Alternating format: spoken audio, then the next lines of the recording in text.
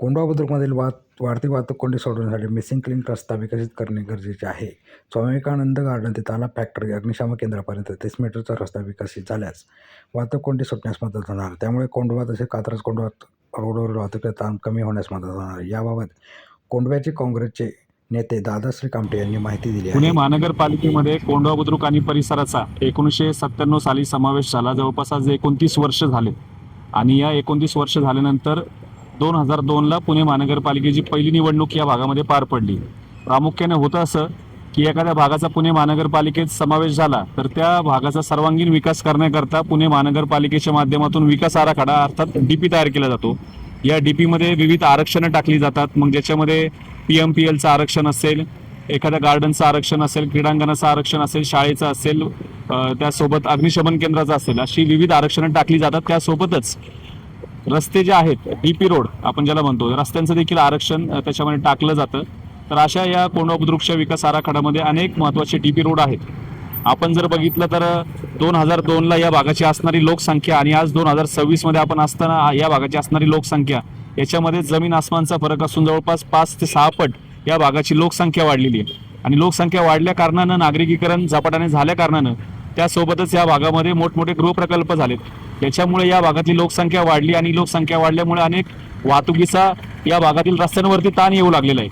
आणि याच्यामुळे काय होतं की या भागामध्ये सकाळ असेल, दुपार असेल, संध्याकाळ असेल, अशा 3 प्रहरी वाहतूक कोंडी हा नित्याचा विषय झालेला आहे. 1 किलोमीटरच्या अंतराला जर आपण स्टँडर्ड टाइम जर पाहिला तर कमीत कमी 3 ते 4 मिनिटं लागतात. परंतु या भागामधून जर दुसऱ्या भागात जायचं असेल आणि 1 किलोमीटरचं अंतर कापायचं असेल तर कमीत कमी 20 ते 25 मिनिटं इतका कालावधी लागतो.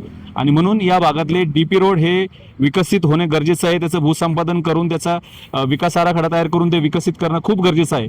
आणि याच अनुषंगाने या कोंढवा बुद्रुक भागाच्या विकास आराखड्यामधील महत्त्वाचा असणारा हा DP रोड जो स्वामी विवेकानंद गार्डन इथून सुरू होतो आणि तालाब फॅक्टरी अग्निशमन केंद्र या ठिकाणी समाप्त होतो, असा 30 मीटरचा विकास आराखड्यातील कोंढवा बुद्रुकच्या विकास आराखड्यातील रस्ता हा विकसित करण्यात यावा. खऱ्या अर्थानं या भागाचा मिसिंग लिंक असलेला हा रस्ता, कारण मिसिंग लिंक म्हणण्यामागचं कारण हे एकच की जर हा रस्ता या भागातील झाला, हा DP रोड जर या भागातला झाला तर निश्चितपणे पुण्याच्या दक्षिण भागातून मग पुरंदर तालुक्यातील येणारी वाहतूक असेल, जी बोपदेव घाट मार्गे येते, जी दिवे घाट मार्गे, मंत्रवाडी मार्गे या भागामध्ये येते, ज्यांना कात्रजला जायचं असतं किंवा बिबेवाडी, अप्पर, मार्केटयार्ड, गंगाधाम चौक या भागामध्ये जाणारी जी वाहतूक आहे, DP रोड विकसित नसल्या कारणानं कोंढवा बुद्रुक गावठाणामधून ही ट्रॅफिक शिरते. त्यासोबतच कात्रज कोंढवा रोडवरती देखील या वाहतुकीचा अतिरिक्त ताण वाढलेला आहे. आणि म्हणून जर या भागाचा आपण विचार केला तर हा DP रस्ता, या भागातील मिसिंग लिंक जर हा रस्ता झाला तर निश्चितपणे या भागातली वाहतूक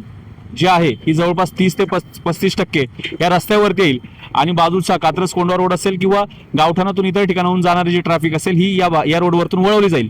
आणि म्हणून हा रोड विकसित करण्याकरता या जागेचं भूसंपादन व्हावं, त्याचा व्यवस्थित DPR तयार करण्यात यावा आणि लवकरात लवकर. कारण जर आपण पुणे महानगरपालिकेचा अर्थसंकल्प 2026-27 जर पाहिला तर त्याच्यामध्ये पुणे शहरातले जवळपास 20 ते 25 रस्ते हे DP रोड भूसंपादित करून त्याचा विकास करण्याकरता जवळपास 340 कोटींचा निधी याची तरतूद त्या ठिकाणी केलेली आहे. त्यामध्ये या रस्त्याचा समावेश होतो. आणि म्हणून मागच्या आठवड्यामध्ये आम्ही पुणे महानगरपालिकेचे आयुक्त यांची त्यांच्या कक्षामध्ये भेट घेऊन त्यांना निवेदन सादर केलं. माझ्यासोबत काँग्रेस पक्षाचे युवा नेते रोहित साळवे हे देखील माझ्यासोबत होते. आम्ही मागणी करताना एकच सांगितलं की आज बजेटमध्ये निधीची तरतूद केलेली असताना आपण लवकरात लवकर या जागेच्या भूसंपादनाविषयी आपण एक प्रकल्प आराखडा तयार करावा, एखादे कालमर्यादा निश्चित करावी, जेणेकरून येत्या काही काळामध्ये निश्चितपणे या भागाच्या या मिसिंग लिंकचा जर आपण त्या ठिकाणी प्रॉपर आराखडा तयार करून विकसित केला तर ट्रॅफिकची संख्या म्हणजे ट्रॅफिकची जी समस्या आहे निश्चितपणे कमी होईल. त्यासोबतच आपण असं म्हणतो की बाबा DP रोड आहे तो एका रात्रीत तयार होणार नाही, त्याला कालावधी लागणार आहे, परंतु त्याची प्रोसेस कुठे ना कुठेतरी सुरू व्हायला पाहिजे. आणि म्हणून ही प्रोसेस सुरू करण्याकरता या भागामध्ये जे बाधित लोक असतील त्यांना आपण जो महानगरपालिकेचा रितसर मोबदला असेल अशा गोष्टी किंवा त्यांना नोटीस देणे ह्या गोष्टी आपण सुरू कराव्यात, जेणेकरून पुढच्या काही काळामध्ये, पुढच्या काही वर्षामध्ये हा रस्ता आपल्याला विकसित झालेला दिसेल. आणि खऱ्या अर्थानं जी मिसिंग लिंक आहे की जो रस्ता होणं खूप काळाची गरज आहे, तो रस्ता आपल्याला झालेला दिसेल. याची सुरुवात महानगरपालिकेने करावी, या संदर्भात आम्ही पत्रव्यवहार करून मागणी केलेली आहे. आणि निश्चितपणे आयुक्तांनी आमच्या या मागणीला त्या ठिकाणी सकारात्मक प्रतिसाद दिलेला आहे.